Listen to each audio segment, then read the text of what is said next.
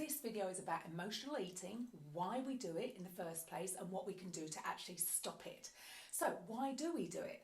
Well, we all want to feel good, and some of us, when we experience negative emotion, we reach for something that we know is going to give us an instant feel-good fix, even though that we also know that it's not going to give us the result that we want. And in fact, when it gives us that result, it's going to make us feel even worse. And then we're actually in this cycle, constant cycle. So we know it's not going to give us a long-term result, but we still do it anyway.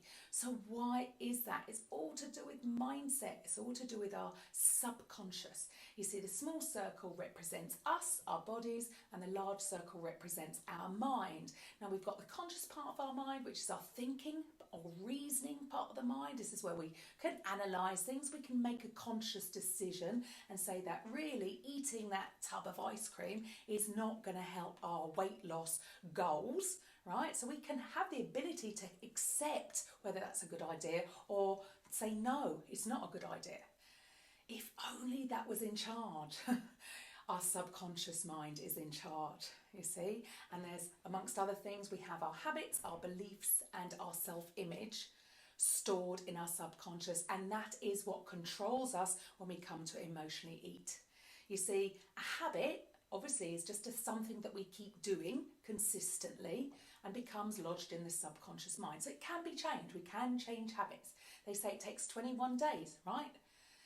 Okay, so that is going to be part of it. We are in the habit of every time we have a negative emotion, maybe that we reach for whatever it is, ice cream, wine, chocolate, whatever.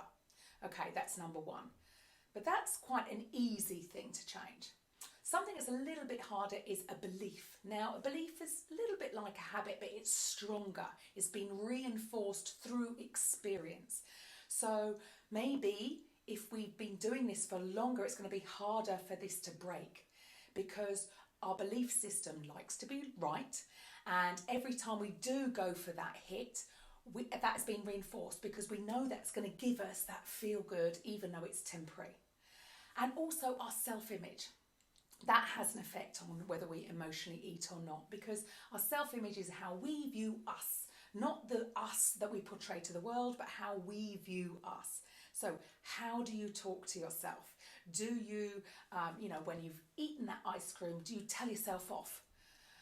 How bad you are, or that, you're useless and you can't stick to a diet. Now, if you're doing that, you'll never outdo your self-image. So what's going to happen? You're just going to repeat that the next time you have a negative experience. So now we know what is causing this emotional eating, if that's what we're doing. What can we do to stop it?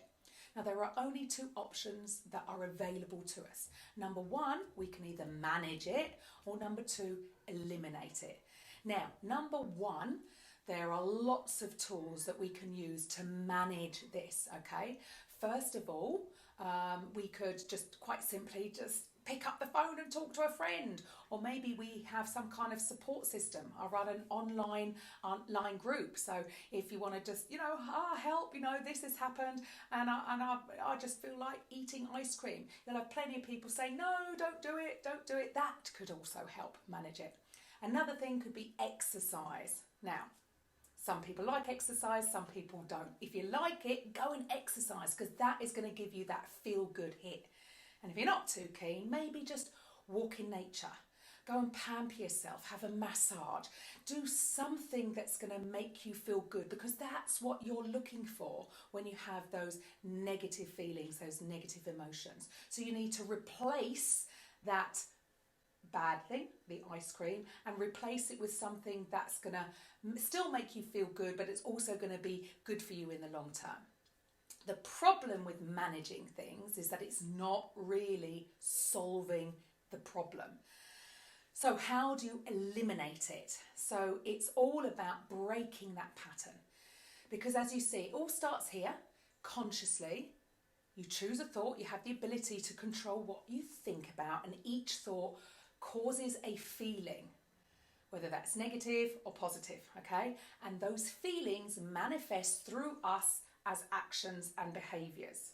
And it's our consistent actions and behaviours that get us our results. So if we're looking to lose weight, we want to break that pattern that when we're feeling negative emotion, that we're doing the actions and behaviour patterns like reaching for the ice cream, that's not working.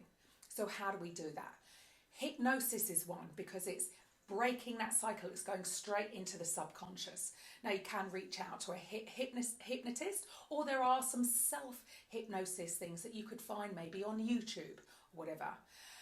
Next, another thing that's really, really good is actually emotional freedom technique, tapping, because that's actually going to break when you have that emotion, when you're thinking about that thing and you're having those feelings, you've got to break that pattern. So again, you can look on YouTube and find different tools that you can do to actually eliminate that once and for all. If you feel that having a coach is obviously going to help you a lot faster, then I do run a coaching program called FitBods. It is online, but you can actually opt to have a one-on-one with me, because obviously everybody's different and there will be different tools that are going to work with different people so that you can once and for all eliminate those belief systems. So if you'd like more access to more videos like this, just hit the subscribe button. It'll be a daily video, and Tuesdays and Thursdays there'll be a YouTube live.